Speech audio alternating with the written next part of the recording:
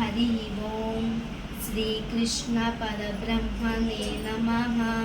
श्रीमद्भगवद्गीता अथ द्वादशोऽध्यायः भक्तियोगः। अर्जुन उवाच एवं सततयुक्ता ये भक्तास्त्वां पर्युपासते ये चाप्यक्षरमव्यक्तं तेषां के योगवित्तमाः। श्रीभगवान् उवाच मय्यावेश्य मनो एवं नित्ययुक्ता उपासते श्रद्धया पर्योपेताः ते मे युक्ततमा मताः। ये त्वक्षरमनिर्देशम् अव्यक्तं पर्युपासते सर्वत्र गमचिन्त्यं च कूटस्थमचलं ध्रुवं सन्नियमेन्द्रियग्रामं सर्वत्र समबुद्धयः ते प्राप्नुवन्ति मामेव सर्वभूतहिते रताः।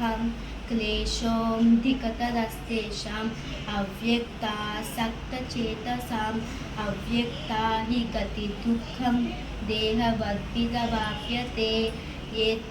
ये तु सर्वाणि कर्माणि मयि सन्न्यस्य मत्पराः अनन्येनैव योगेन मां ध्यायन्त उपासते तेषामहं समुद्धृता मृत्युसंसारसागरात् भवानि न चिरात्पाद मय्यावेशितचेतसां मय्येव मन आदस्व मयि बुद्धिं निवेशय निवशिष्यसि मय्येव अत ऊर्ध्वं न संशयः। अत चित्तं समादातुं न शक्नोषि मयि स्थिरम् अभ्यासयोगेन ततो मामिच्छाप्तुं धनुञ्जयः। अभ्यासेऽभ्यसमर्थोऽसि मत्कर्म परमो भव मदर्मपि कर्माणि पूर्वं सिद्धिमवाप्स्यसि अदैतदप्यशक्तोऽसि कर्तुं मद्योगमाश्रितः। सर्वकर्मफलत्यागं ततः कुरु यथात्मवान् श्रेयो हि ज्ञानमभ्यासात् ज्ञानाद् विशिष्यते।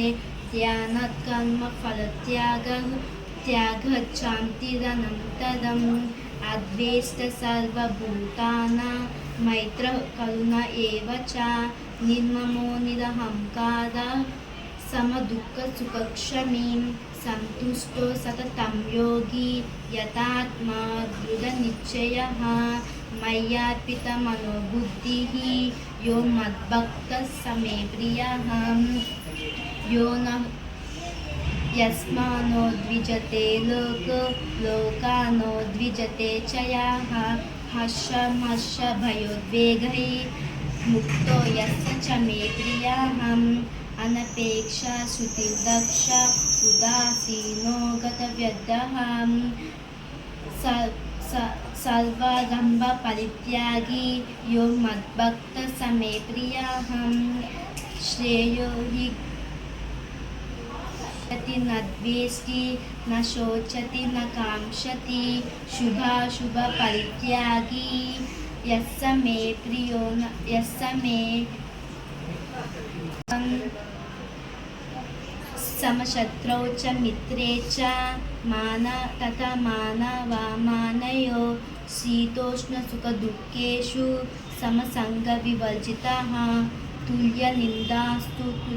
तुल्यनिन्दास्तुतिर्मौनी सन्तुष्टो येन केनचित् अनिकेतः स्थितमतिः।